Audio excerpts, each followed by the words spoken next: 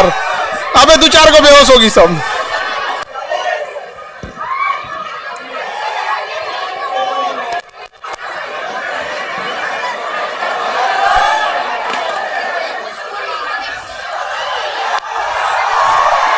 Stool ला दिए इन लोग के लिए। बाकी तुम लोग खड़े क्यों, बैठो जल्दी। स्टूल गोदाम में से स्टूल कहाँ है? सारा स्टूल।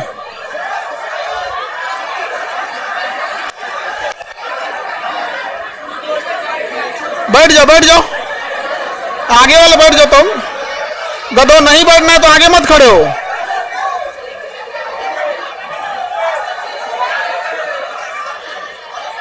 ये बीच वाले बच्चे जल्दी बैठो। बीच वाले बच्चे जल्दी बैठ। तुम लोग इधर आ जाओ, पहलवान इधर जाओ।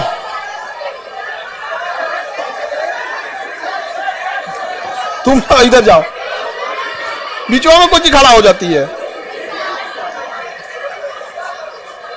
बाबू आप बैठ जाओ, तुम लोग पढ़ाएंगे कब हम?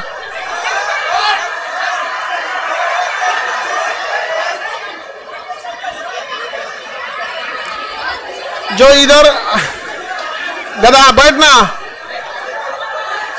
बाबू तुम लोग साइड दीवार से सट के खड़े हो जाओ, बीच में खड़े होगे तो डिस्टरबेंस होगा। जल्दी बैठ जाओ। हॉल नंबर 16 में जितने बच्चे हैं जल्दी जल्दी बैठ जाओ बाबू।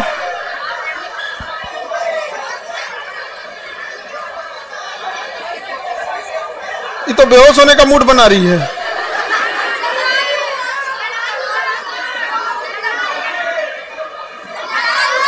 लड़ाई की है।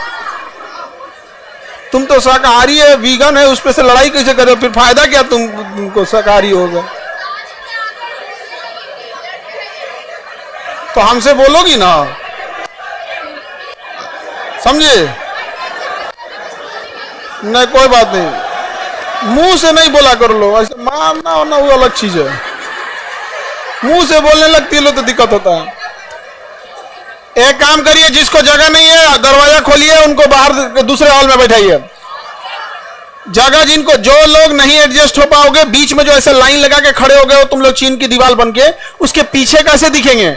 जो बीच में खड़े हो, पीछे वाले बच्चे आप एक लाइन आगे लगा लियो, इस वजह से डिस्टर्ब हो रहा है। वहीं बैठ जाओ आराम से। कल आप देखने रहा था, ये लड़कियों के बीच में कहां चला है? उधर लड़की है साहब।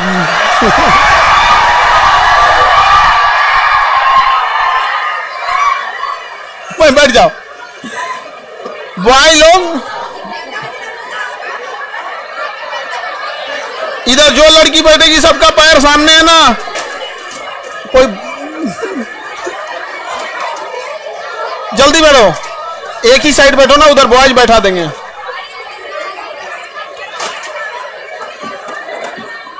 लड़की लोग में अगर बैठ के कोई स्टूल तोड़ दी तो पैसा लेंगे हम।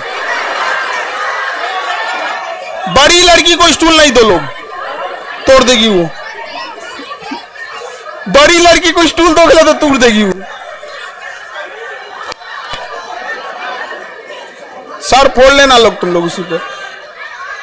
सर एक बार क्लासरूम दिखा दीजिए।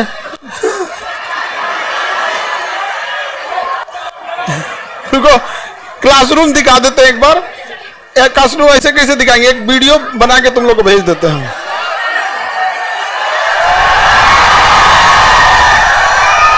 अरे हाथ नीचे को। ये पॉकेट जी के वाले बच्चे लोग, आप लोग अपने अपने जगह दूसरे हॉल में चले जाओ। लोग इस हॉल में जगह नहीं है, इस हॉल में बाबू जगह नहीं है। हॉल नंबर 16 में चले जाएंगे लोग, इस हॉल में जगह नहीं बचा हुआ। जल्दी जल्दी बैठ जाइए आप लोग, जब जॉब हो जाएगा तो आप लोग को ये दिखा देंगे। ठीक है, आप लोग इसमें ढूंढ लीजिएगा। सीढ़ी पे बैठा दो, सीढ़ी पे। वेरी गुड, सीढ़ी बैठ जाओ। अरे अभी मेरा स्टेज तोड़ देती है।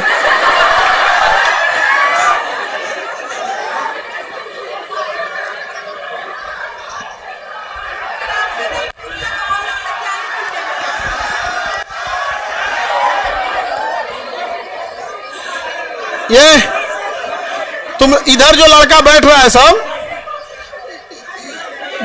तुम लोग ठीक आराम से एडजस्ट हो जाओ। हाँ बैठ जाओ, बमनी आगे स्टूल लगा लो। हाँ ठीक है, अब वहीं बैठो ना। ठीक तो इतनी कहीं और हट जाओगी तुम। छोटकियन सबको दे तुमसे बहुत बिलार होती है सब गांव में, तुमसे बहुत बिलार घूमते हैं सब। अब शांति से बैठो, सुनो। अब हल्ला कोई नहीं करेगा।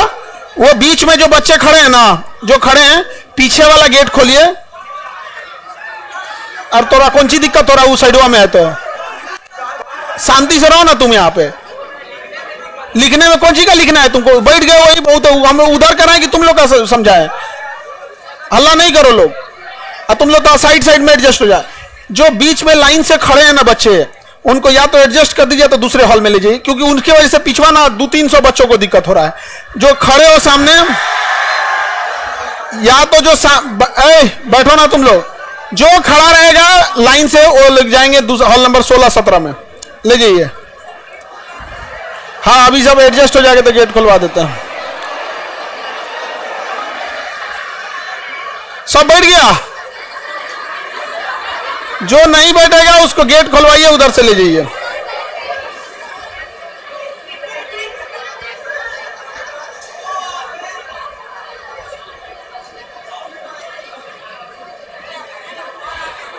ऑनलाइन वाले लोग सर साउंड क्लोज है सर। वो तुम्हारा साउंड क्लोज है, उसे अनम्यूट करो। एप्लीकेशन में साउंड अपना अनम्यूट करो, ठीक है?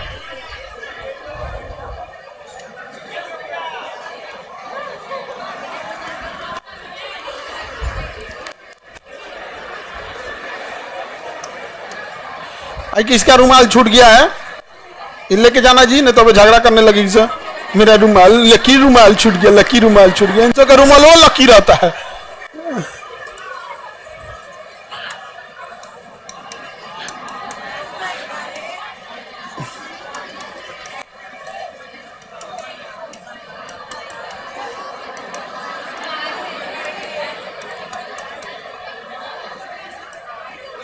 जो बच्चों को आवाज नहीं जा रहा है, गधो मोबाइलवा अनम्यूट कर। अब हम यहां से बोले भी तो उनको सुनाई नहीं देगा, क्योंकि वो म्यूट करके बैठे हैं, तो लिखना पड़ रहा है यहां पे।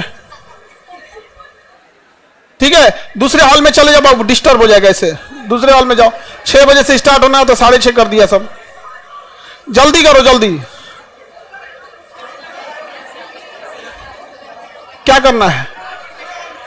तो उसको कहीं से उधर बबुआ दब गया है, उसको दूसरे हॉल में भेज दो। क्या जी?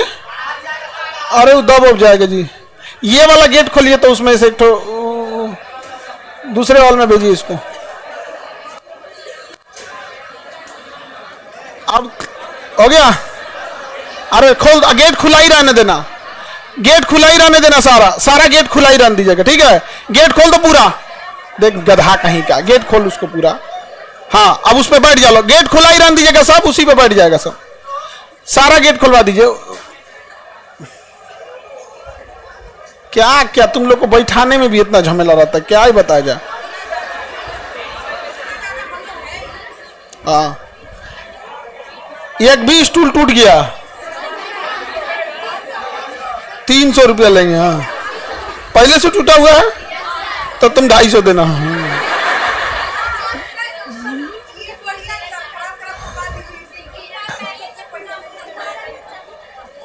उस सब पहले कोई स्टूल बॉयज को दिया नहीं जाता है, स्टूल गर्ल्स को दिया जाता है।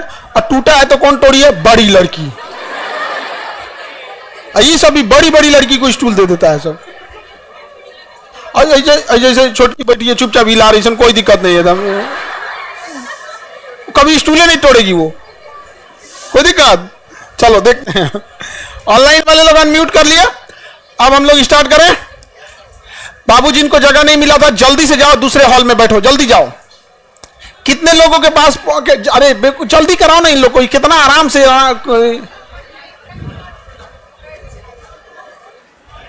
जल्दी आ जाओ, बस फाइनल करो जल्दी। अब डिस्टर्ब बार बार नहीं करो। अंदरवा कहां आ रहा है तुम लोग? अंदर नहीं आना।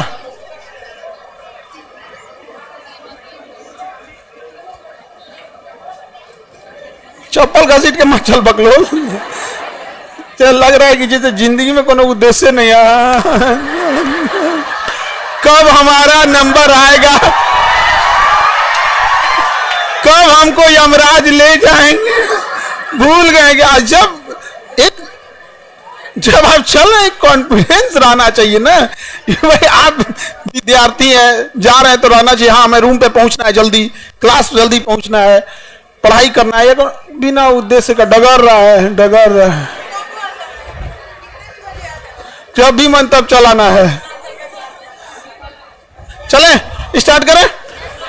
देखिए फुल स्क्रीन नहीं हो रहा है, साउंड नहीं आ रहा है, सब झमेला तुम लोग को लिए। यहाँ पे एप्लीकेशन में एक जेन्युइन समस्या। एप्लीकेशन 15 मिलियन के लिए बनाया गया था और 15 मिलियन लोड हो चुका है। इस पर 15 मिलियन लोड होने की वजह से एप्लीकेशन अब अपने अंतिम दौर पे चल रहा है। किसी दिन ये जाएगा तो ब्लास्ट करेगा। 15 मिलियन, 1.5 करोड़। 15 मिलियन मतलब 1.5 करोड़। तो हम लोग 1.5 करोड़ तक पहुंच चुके हैं। और खुशी इस बात की नहीं कि हम लोग 1.5 करोड़ पहुंच चुके हैं। हम 1.5 करोड़ ऐसे परिवार में पहुंचे हैं जिसे व्यापारी सब कहते थे कि ये ज्यादा फीस नहीं देते हैं, उन्हें छोड़ देते थे। वो तो 1.5 करोड़ से ज्यादा कोई पैसे वाला कंपनी होगा, उसको 5 करोड़ उसके पास होंगे बच्चे। लेकिन हम लोग 1.5 करोड़ वहां रोशनी किए हैं जहां आज भी अंधेरा है।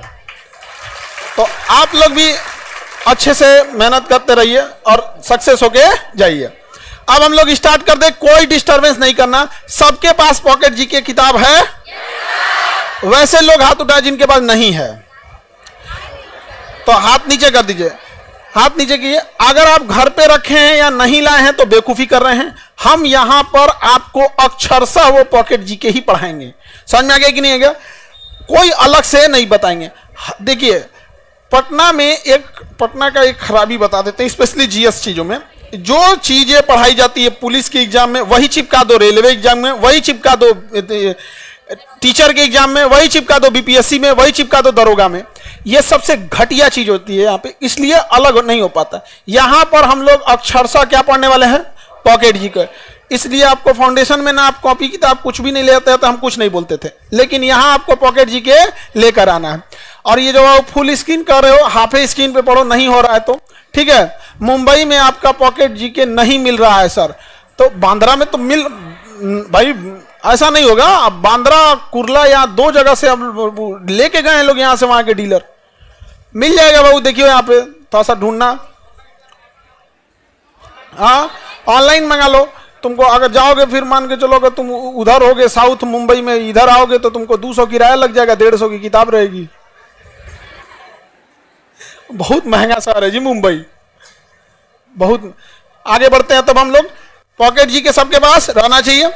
हम लोग डेली पहले समझ जाओ यहाँ पे नियम कानून। बाकी जितने हॉल के बच्चे हैं ध्यान से समझते रहना। हम लोग एक दिन में 2 सब्जेक्ट लेके चलेंगे। स्टार्ट करेंगे बायोलॉजी और पॉलिटी से। जब बायोलॉजी और पॉलिटी खत्म हो जाएगा, तब हम लोग इसको स्टार्ट करेंगे ज्योग्राफी और फिजिक्स। समझ में आ गया? तो एक साइंस का रहेगा, एक आर्ट्स का रहेगा। समझ में आ गया कि नहीं आ गया? और उसी में हफ्ते में का जो करंट अफेयर रहेगा, तो फ्राइडे का दिन जो रहेगा, हफ्ते में एक दिन, जैसे पॉकेट जी के में हफ्ते में एक दिन, पूरे हफ्ते का करंट अफेयर उस दिन 3 सब्जेक्ट हो जाएगा। बस एक दिन बस ऐसा होगा। पूरे हफ्ते में डेली का सारा करंट अफेयर जरूरत का नहीं होता है। जो मेन होगा हफ्ते में एक दिन बता देंगे, ठीक है? किसी दिन वो आपको बता देंगे। कोई जरूरी नहीं है कि वो फ्राइडे को या थर्सडे भी हो सकता है। तो ये शेड्यूल रहेगा, मतलब 2 सब्जेक्ट आपका चलेगा। स्टार्ट होगा आपका बायोलॉजी और पॉलिटी।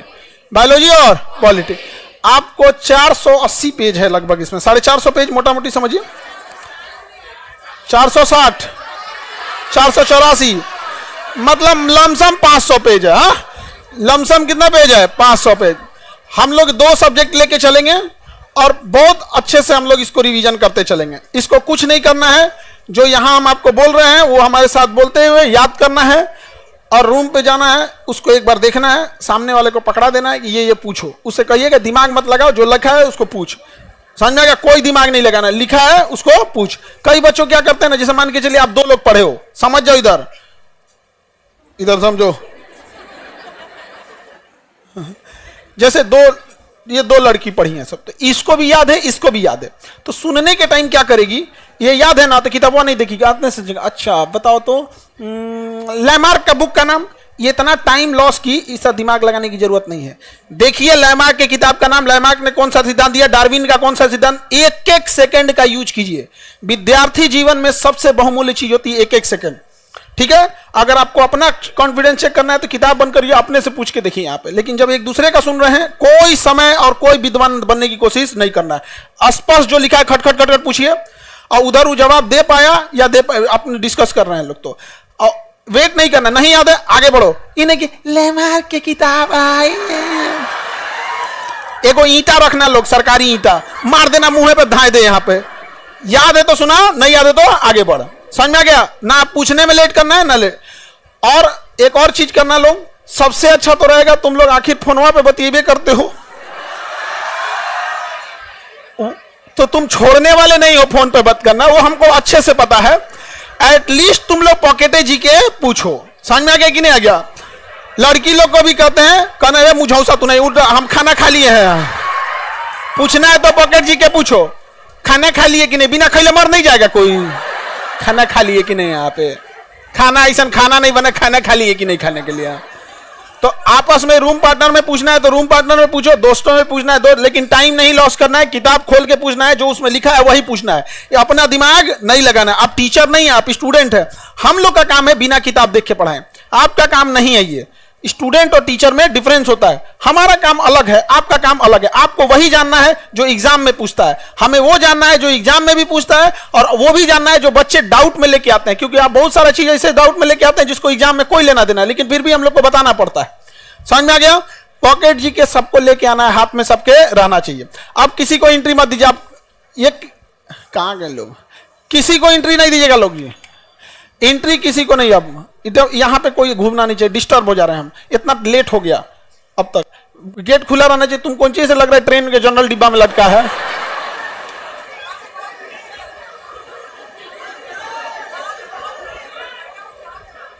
हाँ बहुत भीड़ है वहां पे, लड़का सबको जितना तकलीफ में वो पड़ता है सब ना, इसीलिए ना मानते हैं उन सबको।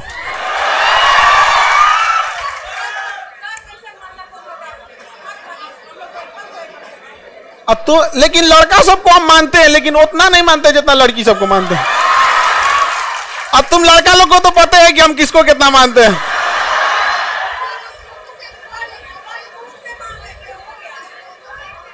मुंह से मानते हैं लड़का सबको जी। हमारा किडनी, फेफड़ा, स्प्लीन, हड्डी, सब चीज से मानते हैं आप लोग को। तो अब आप लोग को पढ़ाई करना है, और रिवीजन के लिए अब आपको टेंशन नहीं लेना है। अरे स्टार्ट किया जाए। किस सब्जेक्ट से? बायोलॉजी। आपके पास पेज नंबर कितने पे है बायोलॉजी? लास्ट में होगा पता। 380, पेज नंबर 380 पे है, पेज नंबर 380 है, 380, पेज नंबर 380 खोलो, पेज नंबर 380 खोलो। जिसके पास बात करने वाला नहीं है वो क्या करेगा?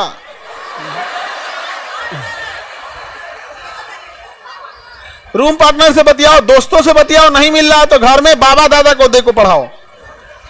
समझ में गया? बाबा को पढ़ाओ, लेकिन पढ़ाओ।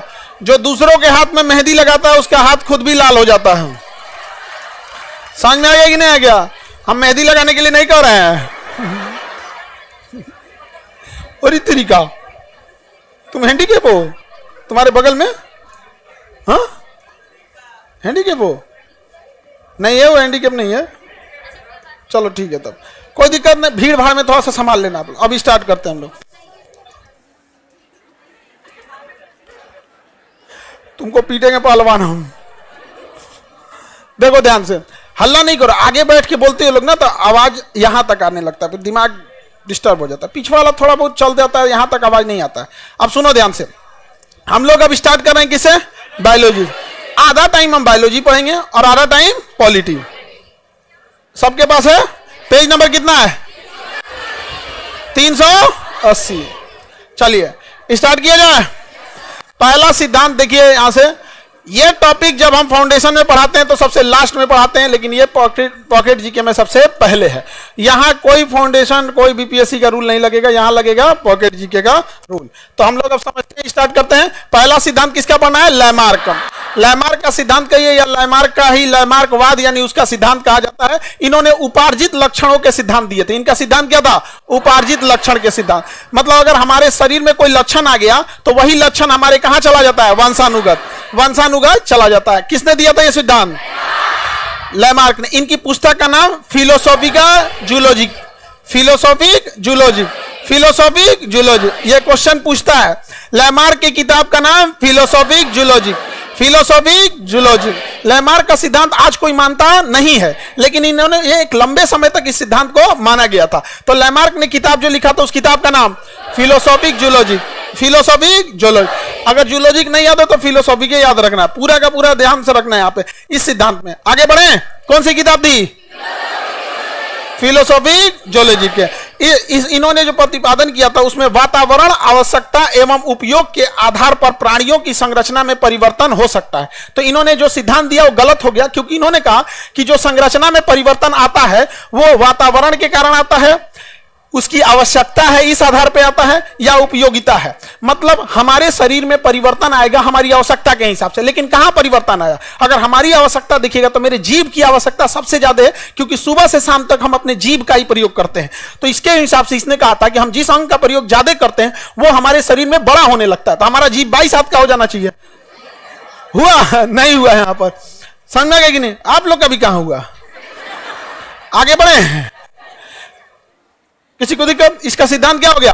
फेल हो गया। क्या हो गया? फेल हो गया यहाँ पे। तो इन्होंने कहा था आवश्यक आधार पर संरचना परिवर्तन हो सकता है तथा धीरे धीरे यह परिवर्तन एक पीढ़ी से दूसरे पीढ़ी में जाता है। अभी और बकलोलवा कहा था कि हम जिस अंग का प्रयोग करेंगे बड़ा हो जाएगा, और फिर अगली संतान में वो बड़े पैदा होगा, यानी हमारा लड़का होता है ना तो उसका जीवा पहले से लंबा रहेगा।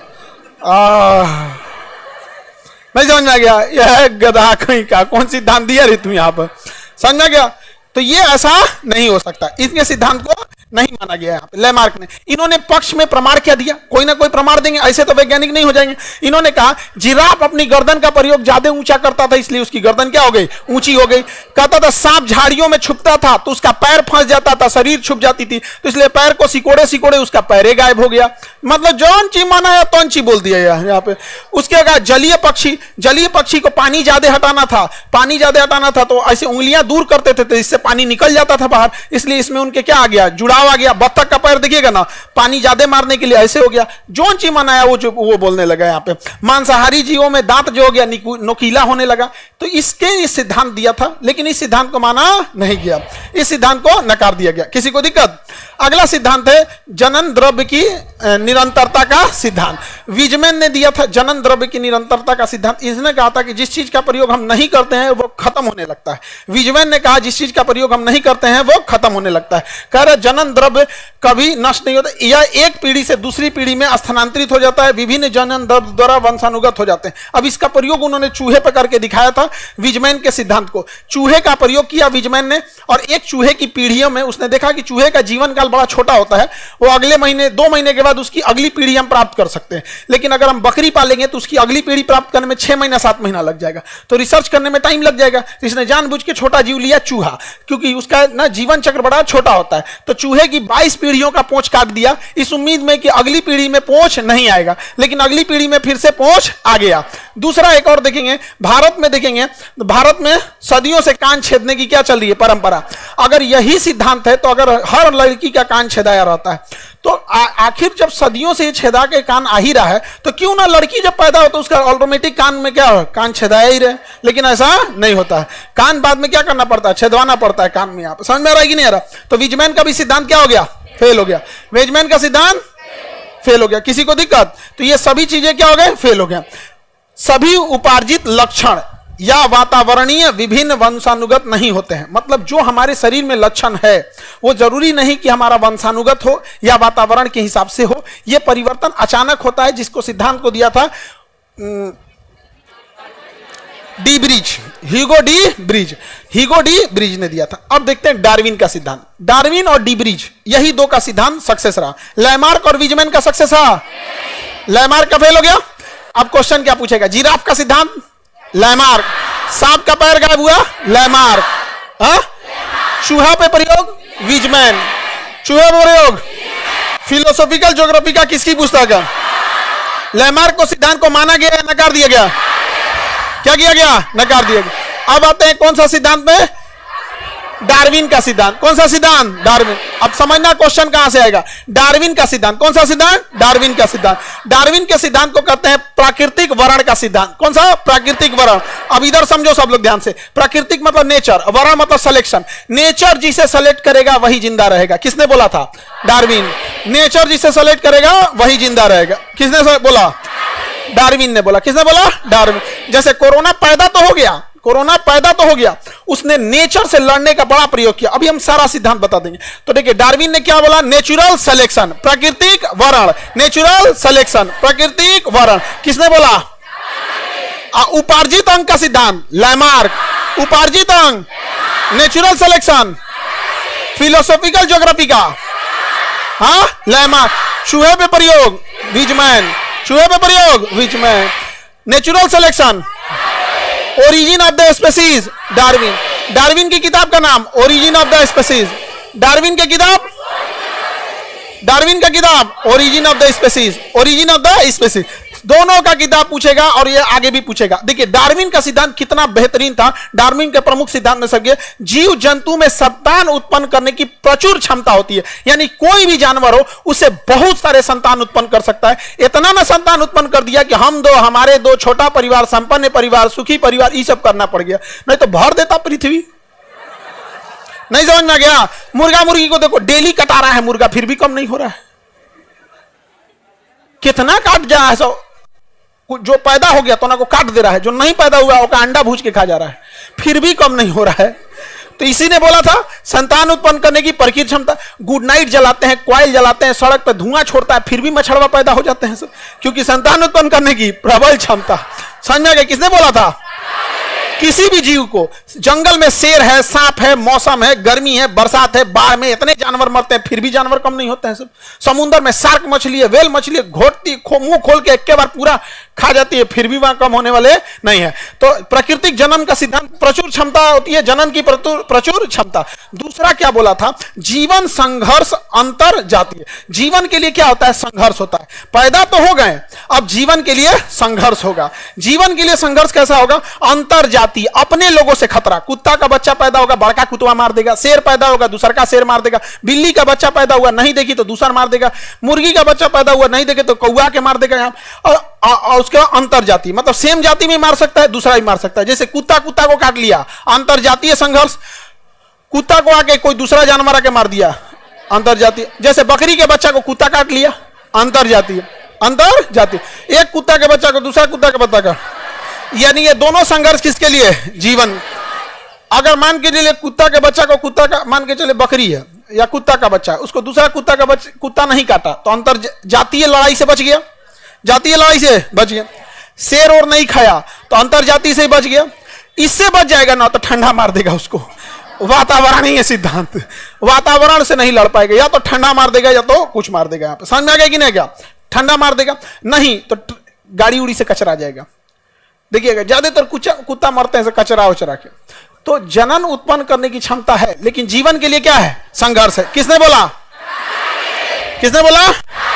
डार्विन ने बोला। उसके बाद क्या क्या? विभिन्नताएं क्या होंगी? विभिन्न। इतना पैदा होंगे सब, इतना पैदा होंगे सब कि एक जाति से दूसरी जाति भिन्न हो जाएगी। एगो देसिया कुत्ता अलग, सीबीएसई वाला अलग, गोर कुत्ता अलग, एगो डाबरमैन होता है एकदम पातर कूदते रहता है ऐसे यहाँ पे अलग, एगो एकदम कोढ़िया होते हैं सब। समझ में? लेब्राडोर खा के इतना मोटा आ जाएंगे सब, सुअर ऐसा। समझ में आ गया कि नहीं? कुछ कुछ कुत्ता होते हैं सब दुबरा, एकदम कितनों खाएंगे सब दुबराइले रहेंगे। यानी जन्म होगा तो उसमें क्या हो जाएगी? विभिन्नताएं आ जाएंगी। क्या आ जाएंगी? विभिन्नताएं आ जाएंगी। किसने बोला? जन्म के बाद विभिन्नता आएगी कि नहीं आएगी? भिन्नता आएगी।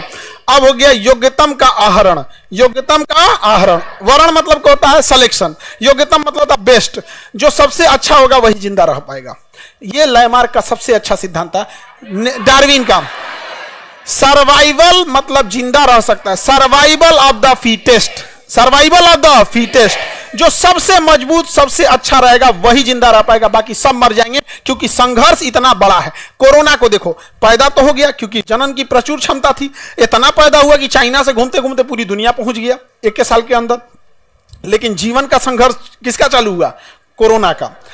कोरोना में ही देखोगे जातीय संघर्ष था। एक कोरोना का एक स्ट्रेन मजबूत, दूसरा स्ट्रेन कमजोर, एक स्ट्रेन मजबूत एक कमजोर। अंतर जातीय संबंध था, एक वायरस दूसरे वायरस को मार दे रहा था, वैक्सीन लेके हम लोग मार दे रहे थे। वातावरण का सिद्धांत, ज्यादा गर्मी पड़ रहा था तो कम हो रहा था, ठंडी में बढ़ जा रहा था। स्टार्टिंग कहां से हो रहा था? ठंडी से। लेकिन इन सब के बाद कोरोना कैसे जिंदा रह पाएगा? अगर नेचर उसे सेलेक्ट कर दी तो सर्वाइवल ऑफ द फिटेस्ट, योग्यतम नहीं, योग्य नहीं, योग्यतम, योग्य नहीं, योग्यतम, सर्वाइवल ऑफ द फिटेस्ट। जो सबसे फिट होगा वही सर्वाइव कर पाएगा, जो सबसे फिट होगा वही सर्वाइव कर पाएगा। तो कोरोना में कम से कम हजारों कैटेगरी के कोरोना थे सब, लेकिन सब मर गए सब। इंडिया में आया 2021 में, जो इंडिया में आया 2021 में डेल्टा वेरिएंट, वो कहा कि I am the survival of the fittest. इतना जान लिया, इतना जान लिया जिसका कोई हद नहीं। लेकिन वो भी वातावरण पे ढल नहीं पाया, वातावरण में ढल नहीं पाया। अभी भी वातावरण में कोरोना होगा, अभी भी वातावरण में क्या है? कोरोना है, लेकिन वो बेस्ट नहीं है, वो योग्यतम नहीं है, इसलिए हमारा नुकसान नहीं पहुंचा रहा। ये गलतफहमी है कि कोरोना खत्म हो गया होगा ना, अब हम लोग को नुकसान नहीं पहुंचा पा रहा होगा। है कोरोना यहां पर, लेकिन नुकसान नहीं पता है। समझा क्या कि नहीं? जैसे भूत प्रेत के दुनिया से चले गए हैं, अभी भी हैं, क्लास में भी हैं आगे बढ़े तो समझो ध्यान से। तो सर्वाइवल ऑफ द फिटेस्ट सिद्धांत किसने दिया? जो सबसे फिट होगा वही होगा। ये एग्जाम पे भी नियम लगता है। यहां प्रचुर संतानोत्पत्ति तो नहीं कहेंगे, यहां ये कहेंगे विद्यार्थियों की प्रचुर क्षमता हमेशा आती रहती है। उसके बाद विद्यार्थियों में संघर्ष चालू होता है। अपने लॉज के बच्चों से संघर्ष करो, फिर आरक्षण वालों से संघर्ष करो, फिर कट ऑफ वाला कैटेगरी वाला उससे संघर्ष करो। उसके बाद वातावरण, यानी कभी पेपर लीक हो जाएगा, कभी परीक्षा लीक हो जाएगा, क्वेश्चन बिक जाएगा, वातावरण से संघर्ष करना। इस सब के बाद आपका सिलेक्शन तब होगा जब आप एकदम कट ऑफ के बाहर रहें, तब जाएंगे आप कट ऑफ के बाहर। कट ऑफ के बाहर के बाद भी क्या होगा? मेरिट लिस्ट में छटने का डर होगा। अनुकूल लक्षण का वंशानुगत होना, तो हमारे में वही लक्षण जाएंगे जो वातावरण के लिए ठीक होते हैं। तो बताइए, सर्वाइवल ऑफ द फिटेस्ट किसने दिया? Origin of the species, origin of the species. कोई दिक्कत? मिटा के पूछें, बताएंगे ना। जैसे कश्मीर जैसे ठंडे जगह पे, वहां बहुत सारे ऊंट जन्म लिए होंगे। किसी ऊंट के ऊपर चर्बी कम होगी, किसी पे चर्बी ज्यादा होगी। कौन जिंदा रहेगा? जिस पे चर्बी ज्यादा होगी। कश्मीर में 2 तरह का ऊंट जन्म लेगा, एक के शरीर पे बाल नहीं होगा, एक के शरीर पे बहुत ज्यादा बाल होगा। कौन जिंदा रहेगा? क्योंकि जो सबसे योग्य होगा वही जी पाएगा, और उसी के बच्चे आगे जी पाएंगे। ऐसा नहीं कि कश्मीर में क्या बिना बाल वाला ऊंट नहीं रहा होगा, रहा होगा, लेकिन वो संघर्ष में मराया होगा। किस संघर्ष में? अपने अंतर जाति में, अंतर जाति में नहीं, वातावरणीय में। मराया किस में? डायनासोर किस में मराया? वातावरणीय में। जितना दुनिया में से गया है किस में? वातावरणीय में।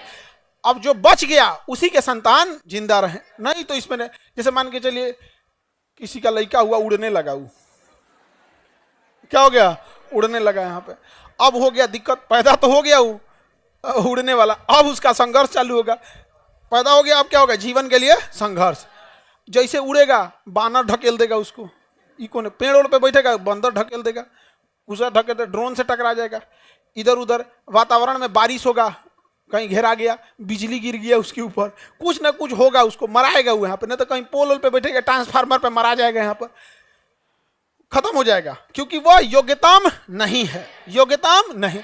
लेकिन अगर वो अपने आप को कैसे बचा ले गया, अगर अपने आप को बचा ले गया, अगर वो फिट बैठ गया, सर्वाइवल ऑफ द फिटेस्ट, अगर इस वातावरण में फिट बैठ गया, फिट बैठ नहीं पाएगा। रीजन समझो, उसके पास पंख होगा तो रूल है कि पंखवा गर्मी के दिन में झड़ जाना चाहिए, क्योंकि पंख इतना गर्म होता है कि गर्मी के दिन में झड़ेगा नहीं ना तो मर जाएंगे सब। तो उसका पंख झड़ जाना चाहिए। अगर पैदा हो गया और पंखवा नहीं झड़ा गर्मी के दिन में तो गर्मी से मर जाएगा। अच्छा, कहीं उल्टा हुआ, ठंडी के दिन में झड़ गया तो ठंडा मार देगा। ठंडी के दिन में नया पंख आना चाहिए। तो उसको 50 गो झमेला है जिंदा रहने के लिए। 50 झमेला, इस सारा झमेला के बाद अगर वो बच गया तब उसकी संतान उत्पत्ति होगी और उसकी संतान और हम लोग में लड़ाई होगा।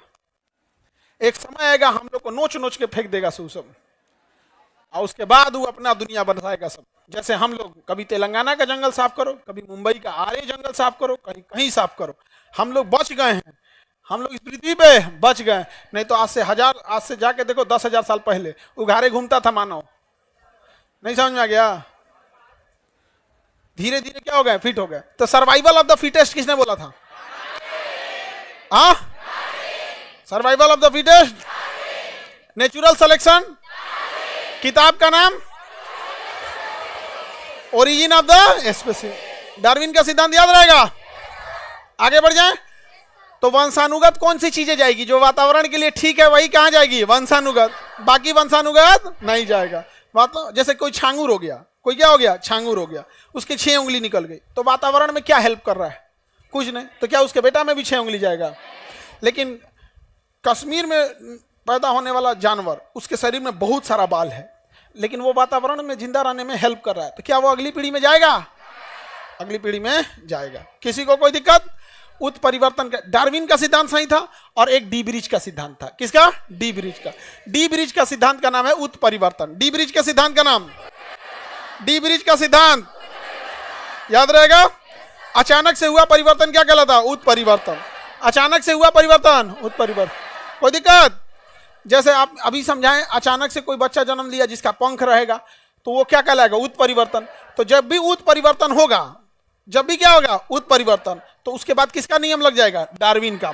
उत्परिवर्तन से जन्म तो ले लेंगे, उत्परिवर्तन से क्या ले लेंगे? जन्म तो ले लेंगे, लेकिन जीवन के लिए संघर्ष हो। वो या तो वातावरण मार देगा, या तो उसी के जाति वाला मार देगा, या उसके बाहर वाला जाति वाला मार दिया, और नहीं मराया तो एक लंबे समय तक अपने आप को वो योग्य सिद्ध नहीं कर पाएगा, मर जाएगा। कई बार देखिएगा किसी गांव में कभी सुनते होंगे, कोई ऐसा बच्चा जन्म लिया जिसका 3 गो आंख हो गया। कई बार ऐसा होता, अजीब टाइप का जन्म ले लिया, यहाँ पे पूंछ रह गया, यहाँ पे जन्म तो लेने को ले लिए, वो कहलाएगा उत्परिवर्तन। अचानक से होने वाला परिवर्तन, उत्परिवर्तन। लेकिन उत्परिवर्तन सिद्धांत किसने दिया? D bridge. अरे उत्परिवर्तन सिद्धांत, डी ब्रिज। उत्परिवर्तन से जन्म तो ले लेते हैं, उत्परिवर्तन से क्या ले लेगा? जन्म। उत्परिवर्तन से क्या ले लेगा? लेकिन सरवाइव करेगा? सरवाइव किससे करेगा? डार्विन से। किसे करेगा? डार्विन से। अगर सारा लड़ाई जीत गया तो सरवाइव कर जाएगा। तो लोग कहेंगे ना, पहले मुर्गी की पहले अंडा, पहले मुर्गा।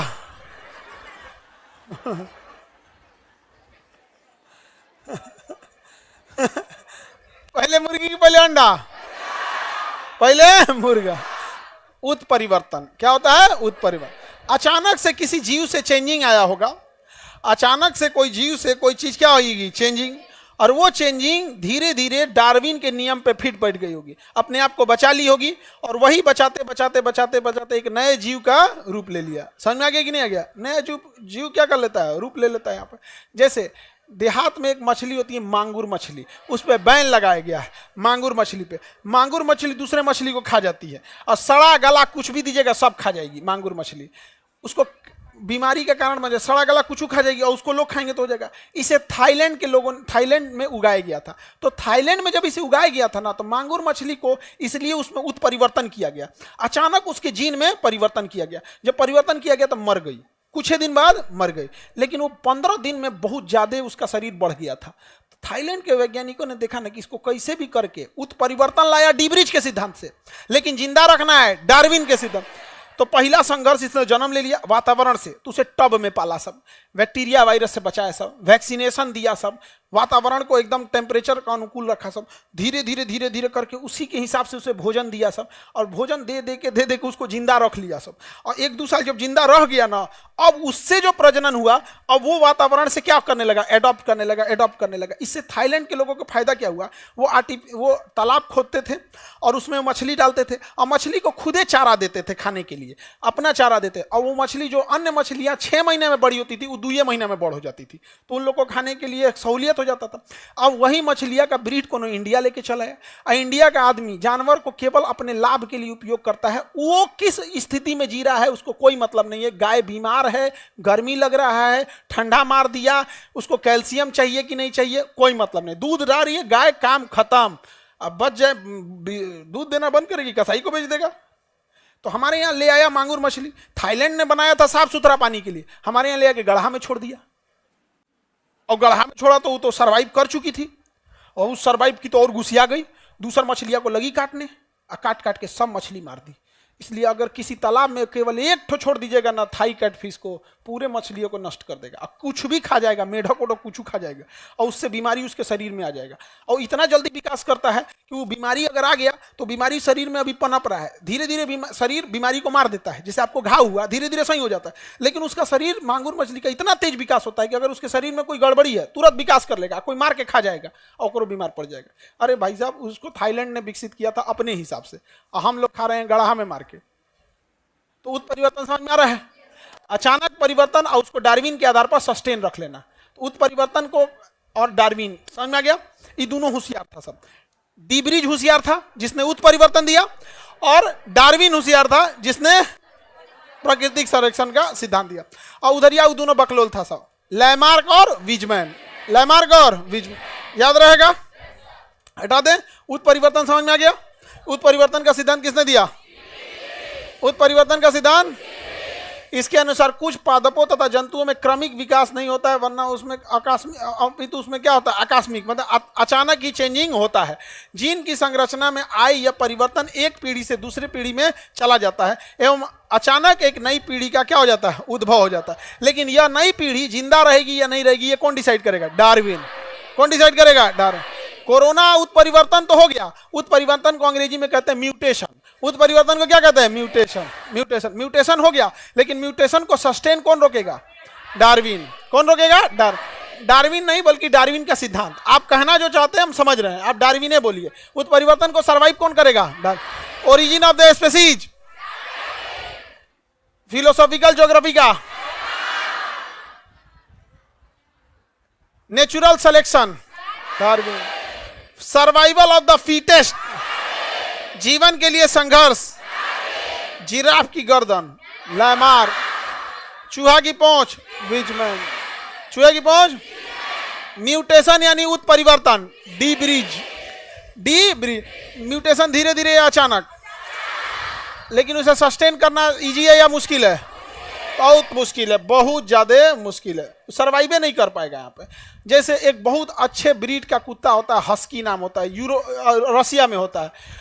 यहाँ ले आके पालोगे तो सर्वाइवल ऑफ द फिटेस्ट, क्योंकि उसका शरीर में इतना मोटा चर्बी होता है, बाल होता है, और गर्मी के दिन में यहाँ पागल हो जाएगा एकदम। समझ में? पागल हो जाएगा। तो अपने यहाँ का कुतवन सबको देखो ना, चमड़वा पातर, और बाल के नाम पे खौरा जाएगा इसमें आके, अधर दिन भर खजुआट रहेगा, 5 कदम चलेगा सब मुड़ के खजुआते रहेगा। दूर सोचा तू नहीं समझ में आ गया? वो चमड़वा एकदम क्या रहेगा? पातर रहता है, क्योंकि हमारे वातावरण के हिसाब से है। और उसपे से बेचारे पे मक्खी लगल रहेगी, सब बेचारा परेशान रहेगा। इन्ने उन्हें जाएगा तो कोई ढेला चला देगा, कुछ चला, परेशान रहता है सब एकदम। यार क्या जिंदगी है, कोई मार के चल जाता है हमको। काश हम भी पागल हो जाते, पूरी दुनिया डरती। कुत्ता का इज्जत तभी होता है या तो पशुआ है या तो पागल है। पागल है तो सब लोग डरा जाते हैं, ओ बाप भी पागला है। आगे बढ़े। उत्परिवर्तन समझ में आ गया? उत्परिवर्तन हम कर सकते हैं कि नहीं कर सकते हैं? पादपों में इसी को कर दिया जाता है उत्परिवर्तन, म्यूटेशन या क्लोनिंग कर सकते हैं, उसी में से चेंज किया जा सकता है। समझ में आ गया कि नहीं आ गया? उत्परिवर्तन करके फिर उसको डार्विन के आधार पर उसको सर्वाइव करके दिया जा सकता है। समझ में आ रहा है कि नहीं आ रहा?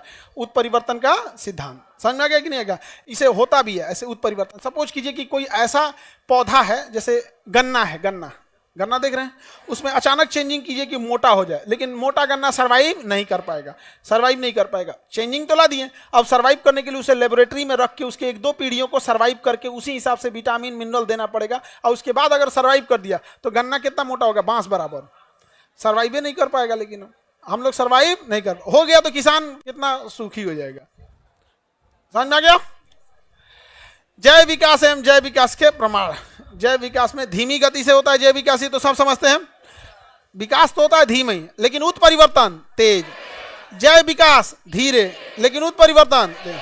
जय विकास के सिद्धांत एवं उसके प्रमाण की उपलब्धता के कारण सभी वैज्ञानिक इसके सहमत है कि जीवों का विकास कालांतर में हुआ है तथा सतत प्रक्रिया, मतलब एक लंबी प्रक्रिया चलती जा रही है जो आज भी क्रमिक रूप से चालू है। हम धीरे धीरे आज भी, हम लोग का कान ये धीरे धीरे छोटा होते जा रहा है, छोटा होते जा रहा है। तुम गौतम बुद्ध का कान देखना, बड़ा हो जाएगा। भाई हम लोग का कान में क्या होता जा रहा है, छोटा हो जा रहा है। हम लोग की हाइट घटते जा रही है। अभी हम लोग की हाइट इतनी नहीं थी, नॉर्मल हाइट का आदमी ऐसा नहीं था। पहले हम लोग का जो वातावरण था, इसमें वातावरण में आज से लगभग 3 से 4 हजार साल पहले 6 फीट की हाइट कॉमन होती थी। आज 6 फीट की हाइट नहीं हो गई है। लड़की सबका तो और समस्या होते जा रहा है, नहीं समझे? हाँ बेचारी सब तो और पता नहीं क्या होते जा रहा है एकदम। 3.5 फीट। आगे बढ़े। अब देखो यहां हमको समझना है, कई ये क्वेश्चन भी आते हैं, इसको याद रखना, आप लोग को सीक्वेंस याद रखना है। दो जीव में आपस में लक्षण होते हैं। कई बार देखिएगा मेल फीमेल के लक्षण को ट्रांसजेंडर हम लोग बोलते हैं। उसमें पुरुष एवं मादा दोनों के लक्षण होते हैं, उसे क्या कहेंगे? ट्रांसजेंडर। पहले हम लोग ट्रांसजेंडर को समाज में बुराई के तौर पे देखते थे। अभी ट्रांसजेंडर के लिए समाज ने आरक्षण किया, जो जरूरी भी है, क्योंकि उसमें उस व्यक्ति की कोई गलती नहीं है। और समाज हमेशा गलतें बोलने लगेगा, उसको कोई नौकरी देगा नहीं। और कहीं पैसा मांगेगी सड़क पे या रोके तो का ये सबको खाली पैसे मांगना रहता है। अरे भाई तो तुम नौकरी दे दे, नौकरी देगा नहीं का। वो सब बहुत समाज के लिए भलाई करते हैं। कम से कम हम लोग वो अपने सोसाइटी में शांति से रहते हैं। युद्ध जब हुआ था ना पाकिस्तान से, कारगिल, वो लोग चंदा दिए थे लोग, सोचिए। तो हम लोगों ने अगर कहेंगे मेल और फीमेल का जो बीच की कड़ी रहेगा तो ट्रांसजेंडर, क्या चीज कहेंगे? ट्रांसजेंडर। उसी तरह से कई बीच के कड़ी हैं जिससे सवाल आपसे पूछता है। जैसे आपका पहला जो होता है मछली, पीसीज वर्ग में आता है। देखो ये वर्गीकरण को इसको हम बता देते हैं। जितने मछली होते हैं उन्हें टेक्निकल नाम में पीसीज कहते हैं। क्या कहेंगे? पीसीज। जो मेढक वगैरह हो गए जो दोनों जगह पे रह सकते हैं उसे क्या कहेंगे? एम्फीबियन। मछली को पीसीज, दोनों जगह रह सकता है, एम्फीबियन। रेंगेगा तो रेप्टिलिया, रेंगेगा तो जमीन पानी दोनों पर रहेगा, एम्फीबियन। उड़ेगा तो एबीज, तैरेगी तो पीसीज। मछली को पीसीज, उड़ने वाले को एबीज, ये क्वेश्चन आपको ना कई बार जीएस में ना देके रीजनिंग में दे देता है। जब पक्षी का संबंध एबीज से है, मेढक का संबंध एम्फीबियन से है, तो मछली का संबंध किससे, इस टाइप का दे देता है। मछली पीसीज, इसी से बना है पीसी कल्चर। समझ में आ गया? मछली पालन पीसी का। तो मछली के ग्रुप को पीसीज, रेंगने वाले को रेप्टिलिया, उड़ने वाले को एबीज, स्तनधारी को मैमिलिया। हम लोग किसमें आएंगे? मैमिलिया। मैमिलिया की पहचान, वो अपने बच्चे को दूध पिलाता है। समझ में आ गया? मेल और फीमेल में स्तन होते हैं दोनों में, लेकिन फीमेल में स्तन ग्रंथि होती है, जो एक उम्र होने के बाद स्तन ग्रंथि काम करना प्रारंभ कर देती है। लेकिन बचपन से ही स्तन ग्रंथि काम नहीं करेंगे। तो मेल और फीमेल दोनों स्तनधारी में आते हैं, लेकिन स्तनधारी किसके पास, स्तन ग्रंथि किसके पास होती है? फीमेल के पास। तो मानो किसमें आएगा? स्तनधारी में। बकरी, गधा, घोड़ा, भैंस, सब पर्यायवाची है तुम लोग का। पर्यायवाची समझते हो? हाँ, क्या होता है पर्यायवाची? सिनोनिम्स। किसका सिनोनिम्स था ये? आप लोग का। आगे बढ़े। ये क्या नाम दे सर, मेरी चाची FIR नाम डाल दी है, मैं नौकरी नहीं कर पाऊंगा, प्लीज हेल्प कीजिए। ऐसा रहे तो सब चाची लोग नौकरियां खाते रह जाएंगी लोग। हाँ, ऐसा कुछ नहीं होता है। FIR नाम डालने से कुछ नहीं होगा। चार्जशीट से अपना नाम हटवा लीजिएगा, आप प्रूफ दे दीजिएगा कि हम यहाँ नहीं थे। समझ में आ गया कि नहीं आ गया? सॉलिड प्रूफ है तो ठीक है, जैसे हॉस्पिटल में एडमिट थे, CCTV फुटेज है, कहीं कुछ है। अगर सॉलिड प्रूफ नहीं है तो फिर एक तो और प्रूफ है जो हर जगह काम करता है, समझते ही हैं।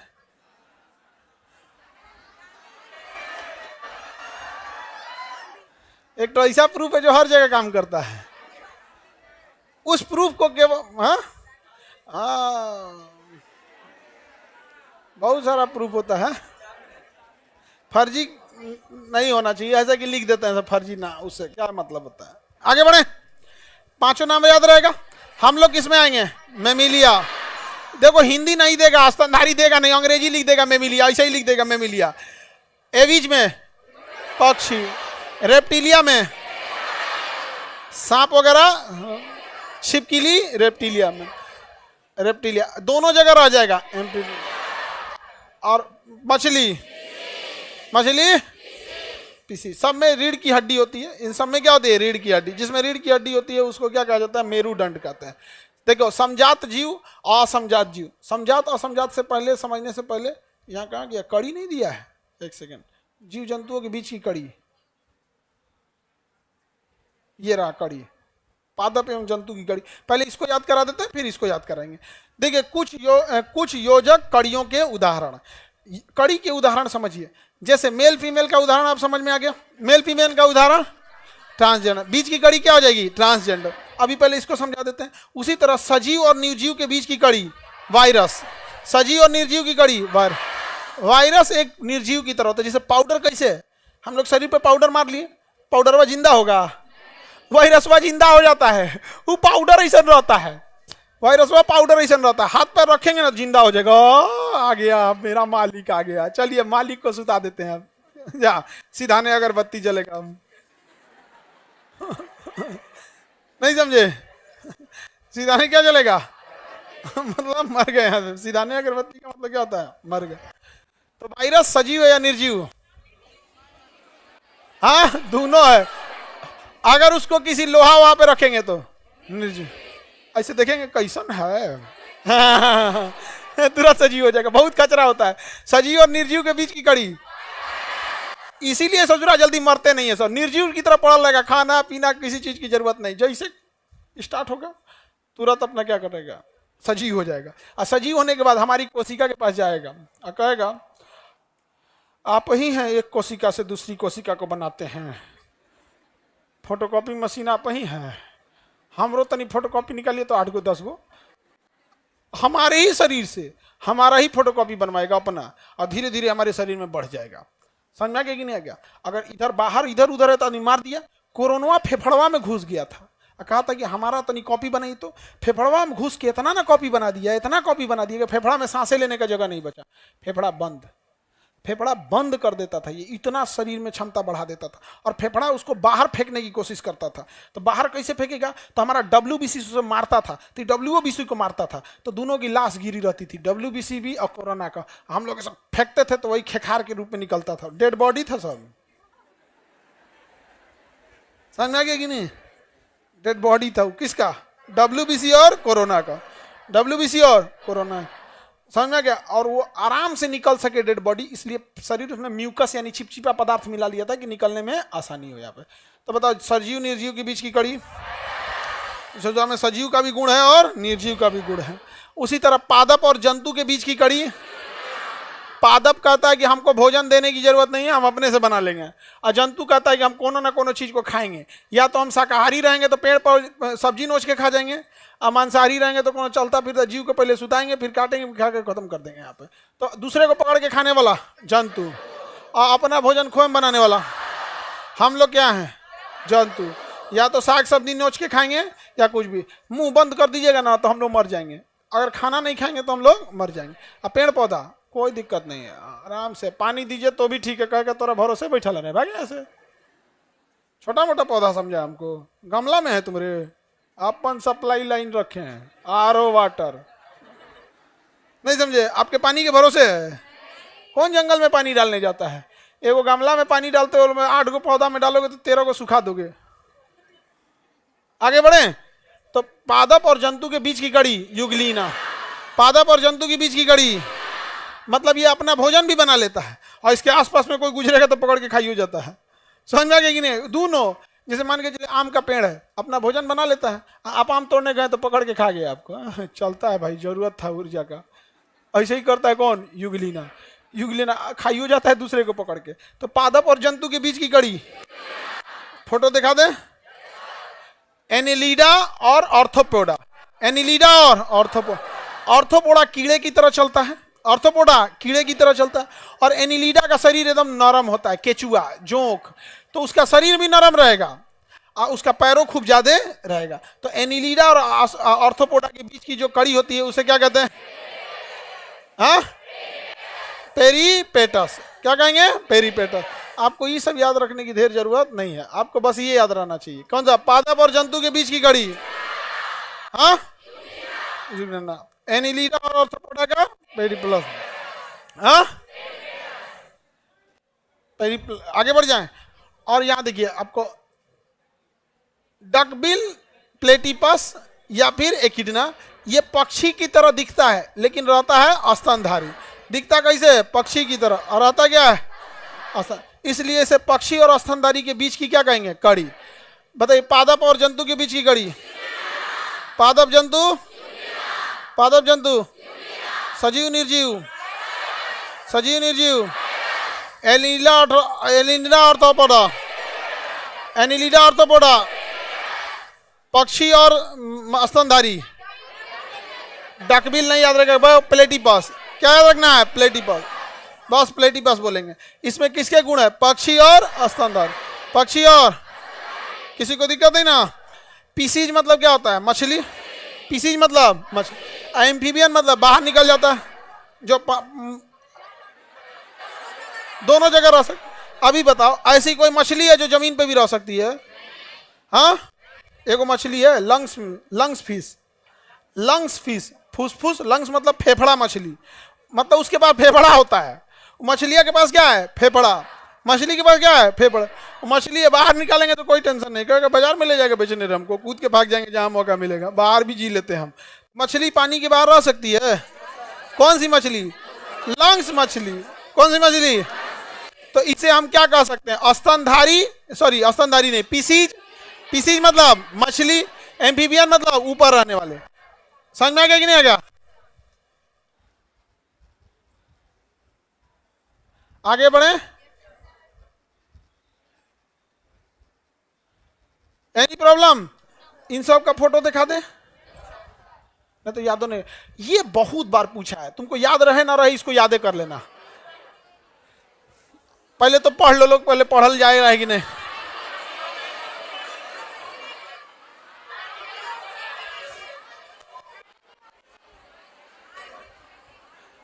बेचारा हम लोग को पढ़ले नहीं जा रहा है।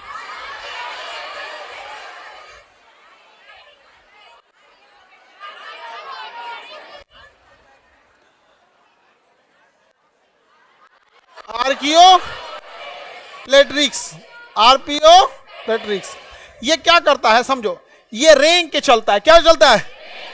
और फिर उड़ियो जाता है। चलता है रेंग के और फिर उड़ जाता है। जैसे सांप का पंख लगा दो, क्या करो? सांप का पंख लगा दो, चलेगा कैसे? रेंग के, और फिर उड़ जाएगा। रेंग के चलेगा इसलिए और सरीसृप, रेंग के चलेगा इसलिए सरीसृप, और उड़ जाएगा इसलिए पक्षी।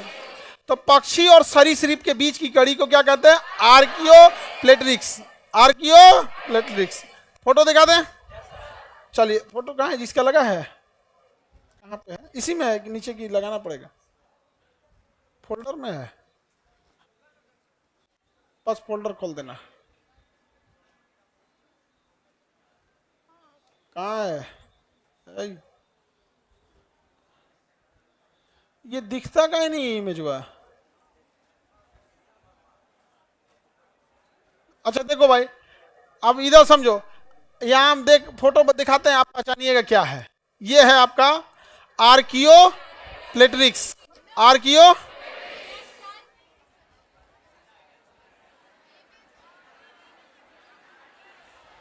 ये इसका पंखवा छोड़ दीजिएगा ना, इसका पंखवा उठा दीजिएगा तो डायनासोर की तरह चलेगा। इसे डायनासोर की तरह ऐसे, तो जो ऐसे चलता है ना उसी को कहते हैं रेंग के चल रहा है। डायनासोर कैसे चलता था? रेंग का। डायनासोर कैसे चलता था? रेंग का। हम लोग कैसे चलते हैं? सीधा। डायनासोर सीधा नहीं चलता था, वैसे रेंगता था ऐसे ऐसे। रेंगने का मतलब होता है शरीर का भार एक बार दाहिने एक बार बाएं। सांप देखिए ना, दाहिने बाएं दाहिने बाएं, तो सांप ऐसे चलता है रेंग के, दाहिने बाएं। छिपकली भी देखिएगा, दाहिने बाएं ऐसे करके ऐसे चलेगी। और डायनासोर भी दाहिने बाएं ऐसे ही चलता था यहाँ पे। अब बूढ़ा आदमी को गठिया उठिया हो जाता है तो हाँ ऐसे ऐसे बूढ़ा हो जाएगा तो ऐसे ऐसे चल। सरीसृप बन जाता है। नहीं समझे? अच्छा, ये जो आजकल लफुअन है सब इतना बटन खोल लेगा से एगो सीकड़ मान लेगा एगो सिगरेट। नहीं समझे? एकदम टिबिया ऐसा रहेगा, सीना धंसल एकदम, मतलब मन, अगर तुम एक लात मारोगे तो पैर वो पार निकल जाएगा। सिगरेट पी के धंसा लगा, नहीं समझ आ गया? अजीब टाइप। अच्छा एक बात देखो, पुष्पा जिस तरह का मुंह में पान भचर भचर, क्या भाऊ, अजीब यार, उसको क्यों ऐसा बना दिया हमको नहीं समझ में। इतना बेहतरीन हीरो है, नहीं समझ आ गया? अलग बात है कि बेचारा फिल्म में पुलिस को खरीद रहा था, बड़े बड़े आईजी डीआईजी को खरीद रहा था, एगो कांस्टेबल आया घसीट के लेके चल गया। नहीं समझे? पुष्पा का कुल, पुष्पा झुकेगा नहीं, पुष्पा सुता दिया उनको। प्रशासन के पास बहुत ताकत होता है, बाप रे बाप, नहीं समझे? बहुत ताकत होता है। हाँ,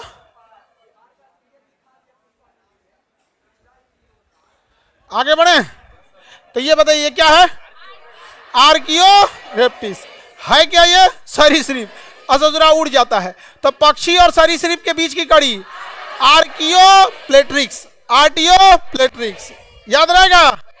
अब हम आपको दूसरा फोटो दिखाते हैं, आप पहचानेंगे क्या है ये।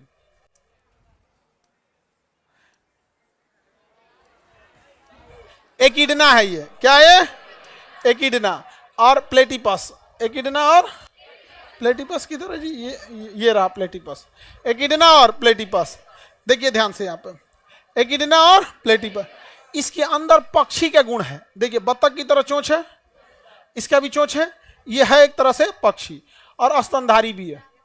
पक्षी और स्तनधारी, पक्षी और स्तनधारी में भी है। देखिए कहाँ गया प्लेटिपस, दिखने में कैसा रहेगा? पक्षी, दिखने में कैसा रहेगा? साथ में क्या रहेगा? स्तनधारी, स्तनधारी।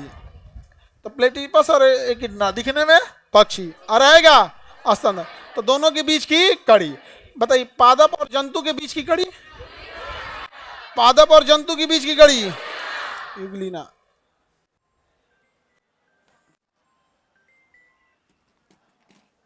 पादप और जंतु के बीच की कड़ी कौन सी है? युगलीना है। देखिए ये है युगलीना, दिख रहा है? ये हरा पोर्शन जो है पत्ती के समान, ये सूर्य के प्रकाश से अपना भोजन बना लेता है, तो उस हिसाब से पादप है। लेकिन ये अंटीनवा जो निकला है ना, किसी छोटे मोटे जीव को पकड़ के खा जाता है, कहता हम खा भी सकते हैं। तो यहाँ की वजह से हो गया जंतु, और यहाँ से हो गया पादप। एनिमल और प्लांट दोनों के बीच का मिक्सचर कौन है? प्लांट और एनिमल का मिक्सचर युगलीना, प्लांट एनिमल का मिक्सचर युगलीना। पक्षी और स्तनधारी प्लेटिपस, पक्षी और स्तनधारी प्लेटिपस, पक्षी स्तनधारी, पक्षी और सरीसृप आर्कियोप्लेटिरिक्स, आर्कियोप्लेटिरिक्स। सब भूल जाना, लेकिन आर्कियोप्लेटिरिक्स अगर भूल गए तो जान ले लेंगे, ऑप्शन बी पे लिखा रहेगा आर्कियोप्लेटिरिक्स। बताइए पक्षी और सरीसृप के बीच की कड़ी, पक्षी और सरीसृप की कड़ी आर्कियोप्लेटिरिक्स, याद रहेगा? और ये है वायरस, क्या है ये? वायरस। ई वाले को तो अच्छा से पहचानते होंगे, कौन वाला है? कोरोना। वायरसों के शकल हैं सब यहाँ पे। सजीव निर्जीव के बीच की कड़ी, सजीव निर्जीव की कड़ी, सजीव और निर्जीव, याद रहेगा? सजीव और निर्जीव अलग अलग वैरायटी के वायरस है, सब अलग अलग वैरायटी के। अगला देखें, सजीव और निर्जीव की।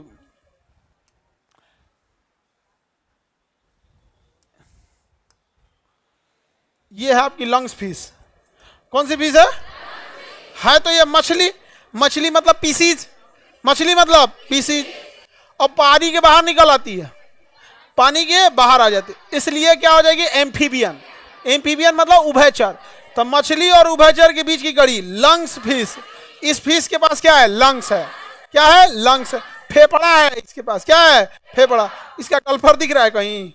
नहीं, बाहर आ जाती है। इसको बाहर निकालेंगे नहीं मरेगी ये, कहिए बकलोल कहीं का, तुम जाओ पहले सर का पॉकेट जी के पढ़ के आओ, नहीं समझे? मर जाएगी ये। क्या नाम है इसका? Lungs fish. लंग्स मतलब फेफड़ा, फेफड़ा को ही हम फुफ्फुस कहते हैं। तो कहेगा फुफ्फुस मत्स्य, फुफ्फुस मत्स्य। ऐसा ना हिंदी में नाम लिखता है ना कि पढ़लो वाला लड़का बकलोल हो जाता है। लंग्स फिश, कितना अच्छा समझ में आ रहा है। वैसी फिश जिसके पास क्या है, लंग्स है। लंग्स फिश याद रहेगा। तो बताइए, दो अलग अलग जीवों के आपको कड़ी याद रहेगा? सजीव निर्जीव की कड़ी, पादप और जंतु क्या, पक्षी और सरीसृप, आर्कियो स्टेप्रिक्स याद रहेगा, आर्कियो प्लेट्रिक्स, आर्कियो प्लेट्रिक्स। मछली और स्तनधारी क्या है ना, मछली और उभयचर का, लंग्स फिश। कौन सा आ जाएगा, लंग्स फिश।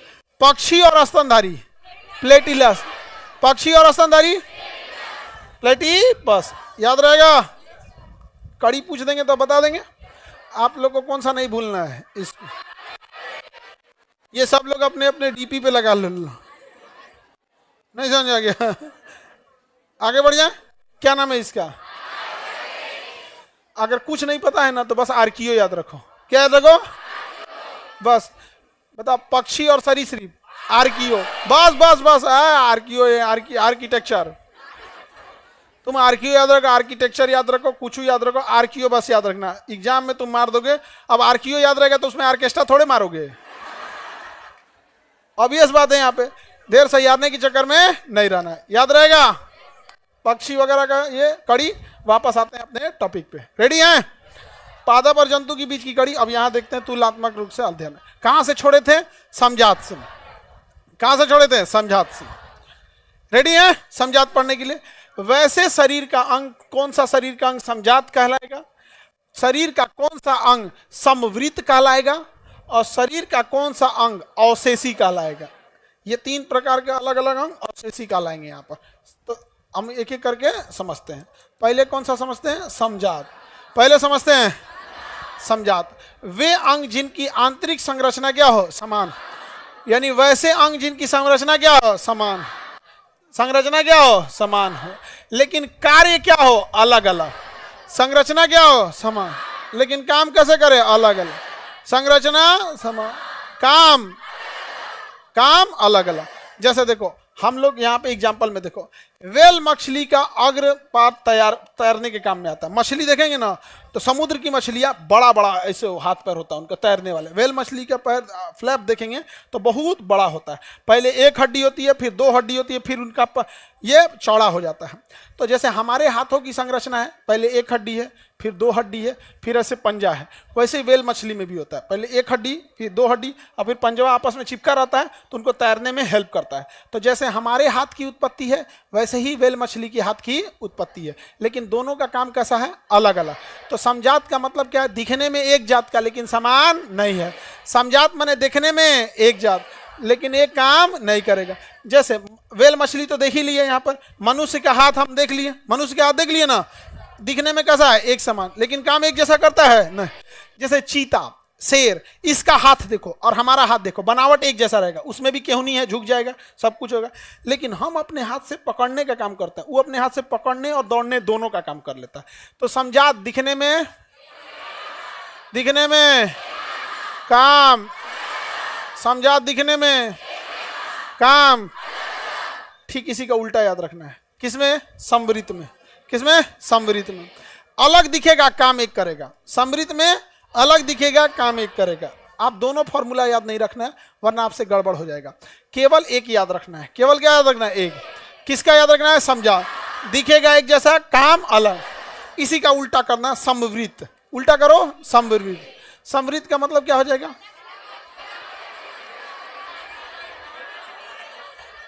दिखेगा अलग, काम करेगा एक। दिखेगा अलग, काम करेगा एक। तो बताओ समझात वाला क्या है? अब समझो, तुम सुनो सुनो ध्यान से। अब तुम्हारा पूरा स्क्रीन नहीं हो रहा है तो तुम लालका सियार बना के भेज रहे हो। अब तुम्हारे मोबाइल में गड़बड़ी होगा तो नहीं हो रहा है, नहीं हो रहा है, अनइंस्टॉल करके इंस्टॉल करें, हो जाएगा। नहीं हो रहा है, हो जाता है। अच्छा, लाइव में प्रॉब्लम हो रहा है। चलो अब देखो, एक एक करके अपने से सीख लेना लोग कुछ कुछ। सुनो अब ध्यान से, आगे समझो। याद कैसे रखना, आपके जाति का नेता, आपके जाति का आदमी हमेशा आपको कहेगा कि हम आपके साथ हैं, तो समजात वाला साथ दिखता है, होता नहीं है। याद रखना, सिंपल है कि नहीं। समजात किसे कहेंगे? दिखेगा एक जैसा, काम नहीं आएगा। दिखेगा एक जैसा, काम नहीं आएगा। जैसे चमगादड़ का पंख, जैसे हमारा हाथ है शुरू में ऐसे, बाद में जाके ऐसे खुल जाता है, तो चमगादड़ का पंख, शेर या चीता का हाथ, मानव का हाथ, मछली का फ्लैप, दिखता एक जैसा है, समझात है लेकिन काम नहीं कर।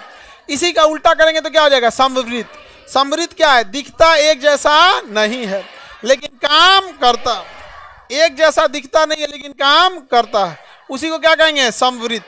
क्या कहेंगे? समवृत्त। क्या कहेंगे? समवृत्त। आगे बढ़ जाएं, उसे क्या कहेंगे? समवृत्त। जैसे कीड़े का, कीट का पंख, कीड़े में कितना पंख होता है? 4 गो। अब पक्षी में कितना होता है? 2 गो। क्या एक जैसा दिख रहा है? एगो में 4 गो पंख दिख रहा है, एगो में 2 गो पंख दिख रहा है, तो ऑब्वियस बात है एक जैसा तो दिख नहीं रहा है, लेकिन दोनों अपने पंख से क्या कर जाते हैं? उड़ जाते हैं। दोनों अपने पंख से उड़ जाएंगे। तो सुनो ध्यान से, परिभाषा बताना। उत्पत्ति एक समान दिखती है लेकिन कार्य अलग अलग। समझा? असमवृत्त का बस इसी का उल्टा कर लेना, याद नहीं करना, कंफ्यूजन हो जाएगा। बस क्या कर लेना है? उल्टा कर लेना। समझा तो याद रहेगा। अवशेषी अंग जो शरीर में रहता है लेकिन किसी काम का नहीं है, क्या कहलाएगा? अवशेषी अंग। शरीर में है लेकिन किसी काम का नहीं है, क्या है? अवशेषी। जैसे आप लोग का दिमाग शरीर में है लेकिन किसी काम का है, शरीर में रहे काम ना करे, उसे क्या कहेंगे? अवशेषी। शरीर में है लेकिन काम ना करे, अवशेषी। जैसे मानव शरीर में अवशेषी अंग में देखेंगे अपेंडिस। क्या होता है? अपेंडिस। पे दाहिनी और बड़ी आंत के नीचे होता है अपेंडिस, जो घास भूस लकड़ी उकड़ी खा जाएंगे तो उसको पचाने के काम में आता है। हम लोग लकड़ी उकड़ी खाना छोड़ दिए, इसलिए हमारा अपेंडिस शरीर में है लेकिन काम नहीं करता है। लेकिन जानवरों में अपेंडिस बहुत जरूरी है, वही लकड़ी उकड़ी को पचाता है। कण, कान की पेशी है, जो कनवा बाहर है, इसका हमारा कोई काम नहीं है। ये कण पिल्लो कहलाता है, पन्ना, ये हमारे किसी काम का नहीं है। फिलहाल अभी है तो हम लोग जो पढ़ाने के टाइम पे इसमें माइक रख देते हैं, और अगर ये नहीं रहता तो माइक ऊपर रखते, यहाँ रख के पढ़ाते। क्या दिक्कत है? पायलट यहाँ रख के पढ़ा देगा। पायलट जो माइक रखता है ऊपर रखता है, समझ में आ गया कि नहीं आएगा? पायलट कहाँ रखता है? ऊपर। बड़का हेडफोनवा देखना ना, बड़का हेडफोनवा में आजकल लड़का गाना सुन रहा है, इतना बड़का 2 गो लोटा बराबर लगेले है, वही में गाना सुन रहा है। यहाँ पे चश्मा, हाँ चश्मा है तो यूज कर लेते हैं, नहीं तो नहीं यूज करेंगे। समझ में आ गया? जैसे महिला लोग, कान है तो इसमें पहनने के लिए यूज कर लेते हैं, नहीं रहता तो उस समय कोई और सिस्टम रहता। नहीं समझ में आ गया? इस सब टाइप का, कुछ इस टाइप का फैशन रहता, इसे निकालना कुछ और फैशन होता उस टाइम। यहाँ पे भीड़ उड़ में बेचारा दबा जाता इसे। तो शरीर में है, काम नहीं करे, क्या कहलाएगा? शरीर पे जो बाल है हमारे किसी काम का नहीं है, नाखून जो है हमारे किसी काम का नहीं है, लेकिन जानवरों के लिए नाखून काम का है। हमारा बड़ा हुआ नाखून काम का नहीं है, लेकिन नाखून जानवरों में बड़ा, जितना बड़ा अपनी उंगली है ना, उंगली जितना बड़ा है ना, उतना बड़ा शेर का नाखून होता है, उतना बड़ा शेर का नाखून होता है। अगर इसे दुलार में इसे खींच दिया ना तो उतना गहीर करके निकाल देगा। यहाँ पर दुलार करेगा ना आपको, इसे जैसे नहीं देखो कुत्ता उत्ता ऐसा ऐसे कूदने लगते हैं, छोटा छोटा नाखून है, हल्का हल्का होता है। अगर शेर कूद गया तो बड़का नाखून है एकदम तेज, और पे 2 कुंटल का रहता है, बकोट के एकदम घराक से इसे चिचिन पार देगा यहाँ से। जा अब सारा किड्डी उड्डी बाहर सब ढकेलते रह गए है, ऐसा निकलना नहीं है जी, मरिए जाएंगे हम, अवशेषी हो जाएंगे पूरा शरीर। शरीर में है, काम का नहीं है, क्या कहलाएगा? जैसे आप लोगों का दिमाग, अपेंडिक्स, शरीर के बाल, ये सब कैसे हैं? अवशेषी। समझा तो अवशेषी, ये सब समझ में आ गया? हटा के क्वेश्चन पूछें, बता देंगे आप लोग? हाँ, एक आदमी पॉकेट जी के दो। हाँ देखो, जैसे हम पूछ रहे हैं ऐसे ही आप लोग को पूछना है रूम पे बैठ के। दिमाग लगाए लोग ना, दिमाग तूर देंगे। रहे तब तो लगाए सब, यहाँ पे रहेगा ये नहीं, यहाँ पे पूछेगा। सुनो, जैसे जैसे पूछ रहे हैं ऐसे ही पूछना है यहाँ पे। बड़ी लंबा डिले हो गया बैठाने में आप लोग को, तो खैर एक आध क्लास में ऐसे हो जाता है। सुनो ध्यान से, जैसे जैसे पूछ रहे हैं उसी तरह, कोई टाइम लॉस नहीं करना है यहाँ पे। फिलोसॉफिकल जूलॉजिकल किसका किताब है? किसका है? जिराफ का सिद्धांत, सांप का टांग, मांसाहारियों में नाखून और दांत का बड़ा होना। चूहे का सिद्धांत, natural origin of the species, natural selection, survival of the fittest, Darwin की किताब का नाम, origin of the species. Darwin के अनुसार संतान अधिक उत्पन्न होते हैं या कम, संघर्ष ज्यादा या कम, सामान्य जीव जिएगा या फिर जो सर्वोत्तम रहेगा वो, हाँ सर्वोत्तम रहेगा वो। बताइए विकास तेज होगा या धीरे? धीरे। उत्परिवर्तन तेज या धीरे? धीरे। उत्परिवर्तन तेज। ह्यूगो डी व्रीज ने कौन सा सिद्धांत दिया? ह्यूगो डी व्रीज ने उत्परिवर्तन का सिद्धांत दिया। पीसीज में किसे रखते हैं? एम्फीबियन में, एबीज में, एबीज में पक्षी, रेप्टिलिया में, मानव बकरी, हाँ दिखने में समान लेकिन काम नहीं करेगा, समझा? भले अलग दिखे लेकिन काम करेगा सेम। कीट और पक्षी के पंख समवृत, मानव चीता चमगादड़ के हाथ, समझा? हाँ अपेंडिस, अपेंडिस कैसे आएंगे? ऐसे आएंगे। शरीर के बाल, सजीव निर्जीव की कड़ी, पादप जंतु के बीच का कड़ी, हाँ पक्षी और स्तनधारी, हाँ पक्षी और स्तनधारी, प्लेटिपास, पीसीज और एम्फीबियन, लंग्स, पीसीज और एम्फीबियन, पक्षी और सरीसृप, आर्कियो, पक्षी और सरीसृप, पक्षी और सरीसृप, आर्कियो याद है? ऐसे पूछना है आप लोग को। अब थोड़ा सा हम आपको आज पॉलिटी भी बता ही देते, 2 लाइन ताकि दो शुरू कर दिए तो शुरू कर देते हैं, क्योंकि आप लोग को ना आप हमारा पूरा आधा टाइम खा गए थे तुम लोग बैठाने के चक्कर में। ठीक है, पॉलिटी का ये लग गया है, पकड़ो इसको। ये क्यूआर कोड लास्ट में बता देंगे, इसमें आप लोग को ये इस बैच का ये क्यूआर है, ठीक है, इसमें जुड़ जाना लोग।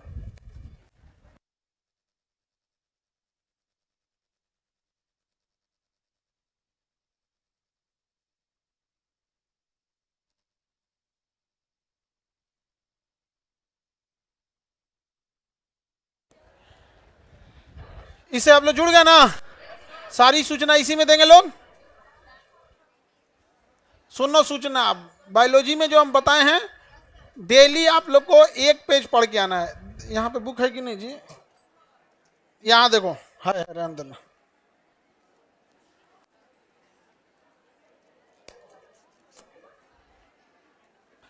आगे बढ़े, पेज नंबर 380। सुनो बाबू, इधर सुनो, इधर देखना सब लोग। ये सबसे उटपटांग टॉपिक था।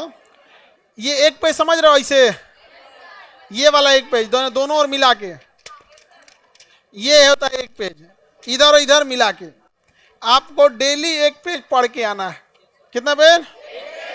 आप डेली 1 पेज पढ़ के आओगे, आपको याद हो जाएगा। हम आते पहले 15 मिनट सुनेंगे, फिर ये पूछेंगे। आज पहला क्लास है तो थोड़ा सा आप लोग को समझाने में टाइम लग जाता है, लेकिन हम ये डेली 1 पेज पूछेंगे। जैसे आज हम आपको कौन सा पेज पढ़ाएं? 380। कितना पढ़ाए हैं? कल आप लोग को 381 और 382 पूछेंगे। 381 और 382 कल पढ़ाएंगे। समझ में आ गया? कुछ भी हो जाए आप लोग को पढ़ के आना है और पॉकेट जी के लेके आना है। पॉलिटी कितने नंबर पेज पे है जी? 97।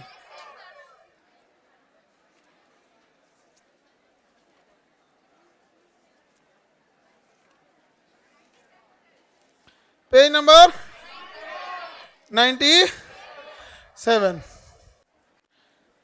रेडी आप लोग? एक बार दोबारा पूछे, बताएंगे? बताओ ध्यान से। सजीव निर्जीव की कड़ी, पक्षी और सरीसृप, आर्कियो, बस आर्कियो बोलो यहां पर। पादप और जंतु के बीच की कड़ी, पीसीज मतलब मछली, पीसीज और एम्फीबियन, लंग्स फिश, बताइए ध्यान से, बताइए एवीज क्लास में किसे रखेंगे? एवीज क्लास में हाँ पक्षी को। चलिए ध्यान से समझते हैं हम लोग। पॉकेट जीके का पॉलिटी थोड़ा सा स्टार्ट करेंगे क्योंकि आज लेट हो गया है, इसलिए हम ज्यादा नहीं बताएंगे। सुनो, भारत का संविधान कैसे कैसे चालू हुआ। जो ये फाउंडेशन में सबसे लास्ट में पढ़ाते हैं, यहाँ सबसे पहले पढ़ना पड़ेगा। सबसे जो पहले सबसे लास्ट में पढ़ाते थे, यहाँ क्या करना पड़ेगा? सबसे पहले। रेडी हैं आप लोग? क्या ढह गया जी। भारतीय संविधान का विकास 2 चरण में होता है। एक, जब 1857 की क्रांति जब नहीं हुई थी, पिटाया नहीं था सब, तो रेडीमेड संविधान बना के लाता था, यहाँ थोप देता था। ऐसा कचराया सब 1857 में ना, ऐसा कचराया सब कि कहा से नहीं, यहीं के लोगों से पूछ के संविधान बनाएंगे। तो हमारा संविधान कितने भाग में है? पिटाने से पहले और पिटाने के बाद। पिटाने से पहले और पिटाने के बाद। समझ में आ गया? 2 भाग में। जो पिटाने से पहले था उसे कहा गया चार्टर। क्या कहा गया? क्या कहा गया? चार्टर। और जो पिटाने के बाद था उसे कहा गया अधिनियम। क्या किया गया? अधिनियम। जैसे भारत शासन अधिनियम 1935, पिटाने के बाद हुआ तो अधिनियम।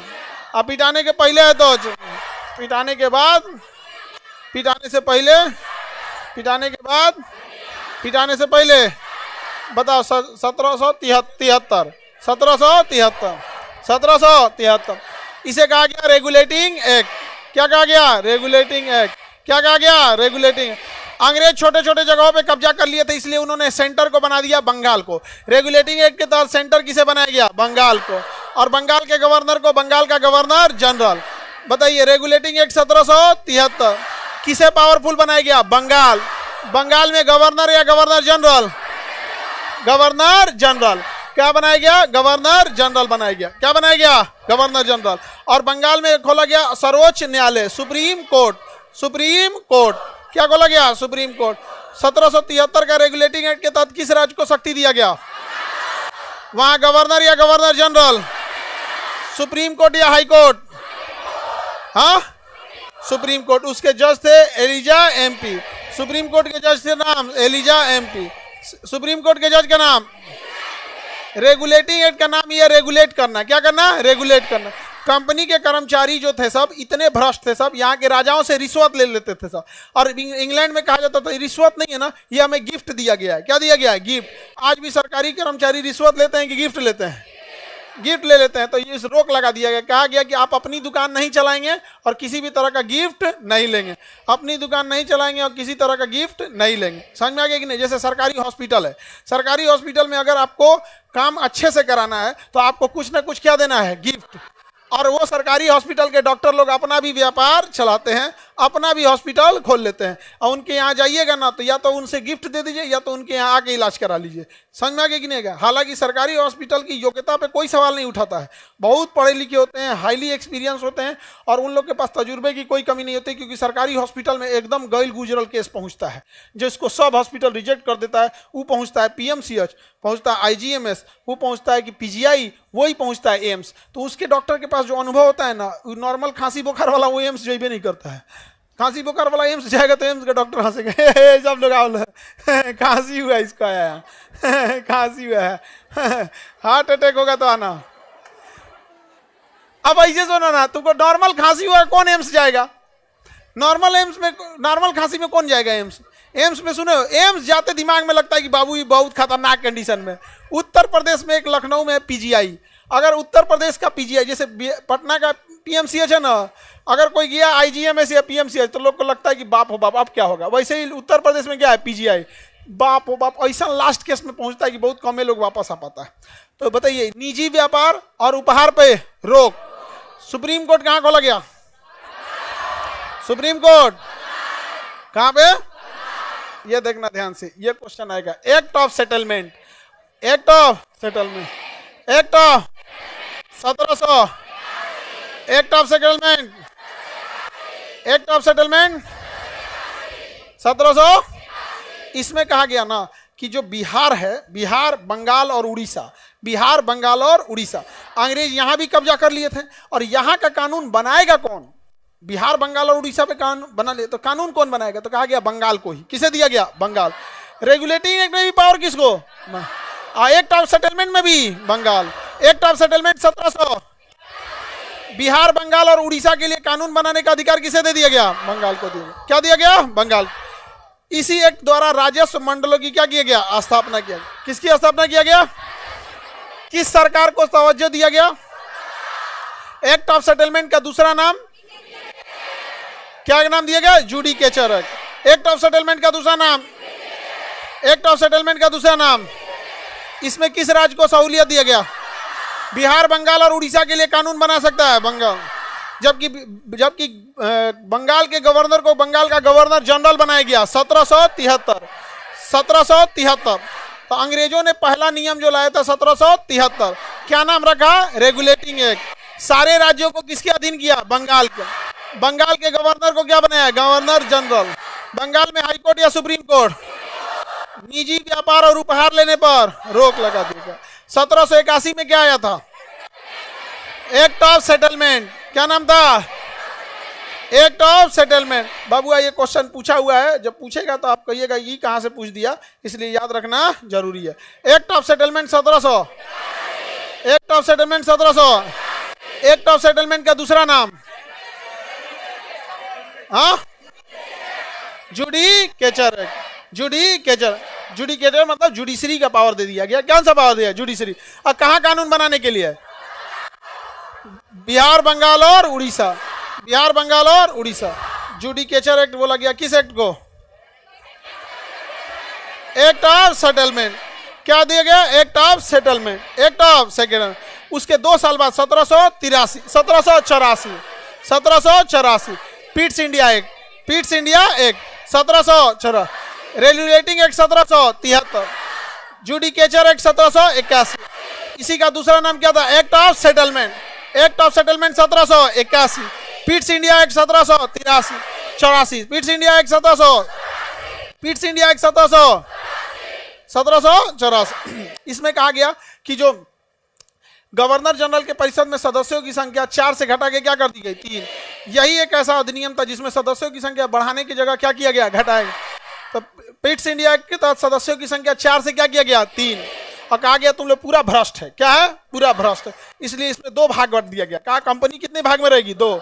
एक काम करेगी राजनीति। क्या करेगी? राजनीति। किस राजा से लड़ना है उसे कहा जाएगा कंट्रोलर। क्या कहा जाएगा? कंट्रोलर। क्या कहा जाएगा? कंट्रोलर। एक का काम रहेगा व्यापार। क्या क्या नाम रहेगा? इसका नाम रहेगा डायरेक्टर। क्या नाम रहेगा? डायरेक्टर। बताइए व्यापार कौन करेगा? राजनीति कौन करेगा? कंट्रोलर। कंपनी को 2 भाग में बांटा गया 1784। कंपनी को 2 भाग में बांटा। Pitt's India act 1700। Pitt's India act 1700। 4 से कितने सदस्य? 3। कंपनी को कितने भाग में? 2। व्यापार करेगा डायरेक्टर। व्यापार करेगा, राजनीति करेगा, युद्ध करेगा कंट्रोलर, समझौता करेगा कंट्रोलर, राजा से व्यापार स्थापित करेगा डायरेक्टर। व्यापार, युद्ध और राजनीति। कंपनी में 2 नियम आ गए 1784। द्वैध शासन ला दिया 1784। पिट्स इंडिया एक्ट ने सिंगल शासन या द्वैध शासन? कौन कौन? कंट्रोलर और डायरेक्टर। राजनीति करेगा कंट्रोलर, राजनीति करेगा, व्यापार करेगा। 2 भागों में बांट दिया गया था। कितने भाग में? इसे दोहरा शासन या द्वैध शासन कह सकते हैं। दोहरा शासन या द्वैध शासन कह सकते हैं। बताइए राजनीति कौन करेगा? Board of controller. कौन करेगा? Board of controller. Board of controller. अब व्यापार करेगा डायरेक्टर। हाँ याद कैला बिना क्या जरूरत है? बोर्ड ऑफ कंट्रोलर, कंट्रोलर और डायरेक्टर।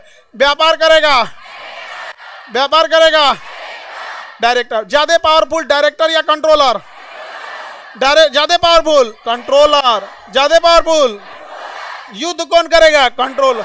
सेनापति कंट्रोलर, गवर्नर जनरल कंट्रोलर, युद्ध विराम कंट्रोलर, संधि कंट्रोलर। और चुपचाप व्यापार, चुपचाप व्यापार। बताइए क्या बिना कंट्रोलर के अनुमति लिखा? बोर्ड ऑफ कंट्रोलर के अनुमति के बिना देशी रियासतों के साथ संघर्ष अथवा सहयोग की शुरुआत नहीं किया जा सकता था। तो ज्यादा पावरफुल कौन था? कंट्रोलर। तो भारत में द्वैध शासन कौन सा अधिनियम लाया? Pitt's India act 1784। बताइए सेटलमेंट एक्ट 1781। 1781। बताइए जुडिकेटर एक्ट किसे कहा गया? Act of settlement. Act of settlement के तहत कानून बनाने का अधिकार किसे दिया गया? बंगाल को। रेगुलेटिंग एक्ट 1700, रेगुलेटिंग एक्ट 1700 कहां? Supreme court. बताइए। द्वैध शासन 1784। अब आप डेट नहीं बताइएगा, नाम बताइएगा। जैसे 1773 नहीं बोलना है, रेगुलेटिंग एक्ट बोलना है। 1781 नहीं बोलना है, सेटलमेंट एक्ट बोलना है। 1784 नहीं बोलना है, पीट्स इंडिया एक्ट बोलना है। समझ में आ गया कि नहीं? हम मिटा के पूछेंगे, ऐसे नहीं। समझ में आ गया? देखो बबुआ, कई बार आप लोग को सारा अधिनियम याद रहता होगा, लेकिन आपको हवे नहीं लगता होगा कि कहां से पूछ दिया। जैसे जुडिकेचर एक्ट पूछेगा तो अभी यूपी पीसीएस में पूछा था, यूपी पीसीएस में पूछा था जुडिकेचर एक्ट, सब पगलाए थे तो कहां से पूछ दिया हो। समझ में आ गया कि नहीं आ गया? तो ऐसे पगलाने की जरूरत नहीं है। रेडी? सर आप कमेंट ऑफ कर दीजिए, तथास्तु। कमेंट ऑफ कर दिया जाए। ऑफ। Comment of. आगे बढ़े। अरे लाइव नहीं बंद करना। चलो ठीक है, आगे बढ़ते हैं। ऑफ हो गया। हमको देखो कितना मानते हैं। देखो हम फ्लो में पढ़ा रहे हैं, तो हम आपका कमेंट देखेंगे तो फ्लो खत्म ना हो जाता है। समझे? फ्लो में याद अच्छा से हो जाता है। रेडी? देखते हैं कितना लोग बताओ। रेडी हैं? डार्विन की किताब का नाम।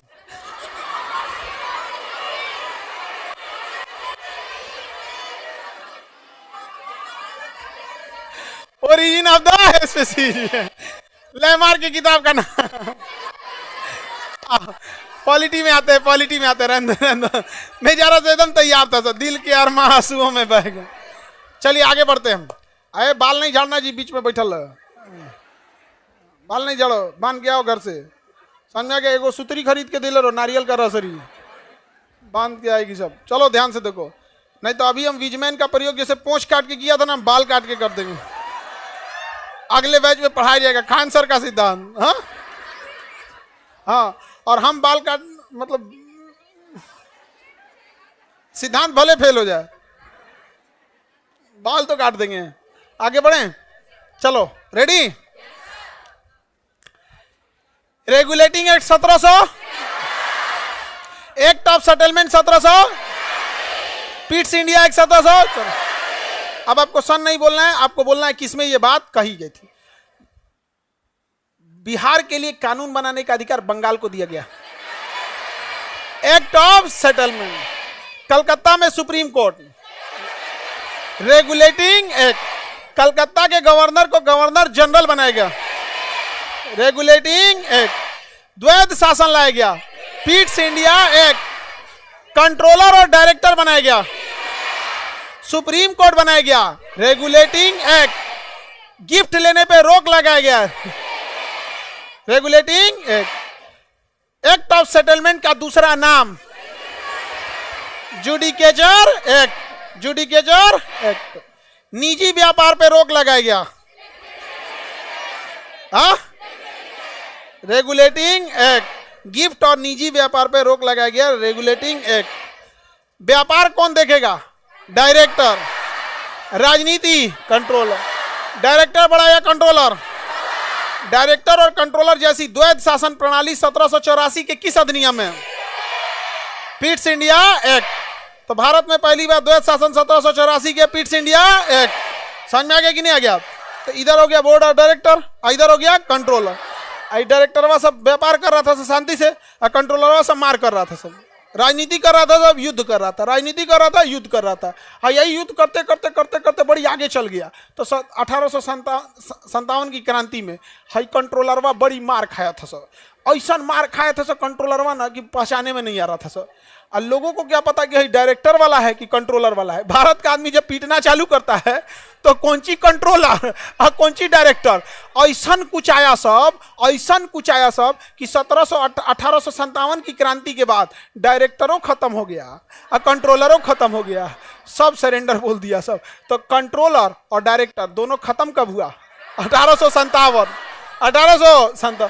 गए थे राजनीति करने। ऐस मार मारा सब भारत वाला ना, ऐस मार मारा जिसका कोई हद नहीं। किसी को कोई दिक्कत?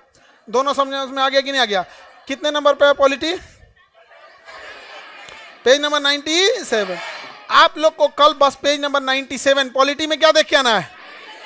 97। और कल आप लोग आराम से आके बैठ जाएंगे लो बाबू लोग, ठीक है। आज बैठाने में ही टाइम निकल गया, इस वजह से डिले हो गया।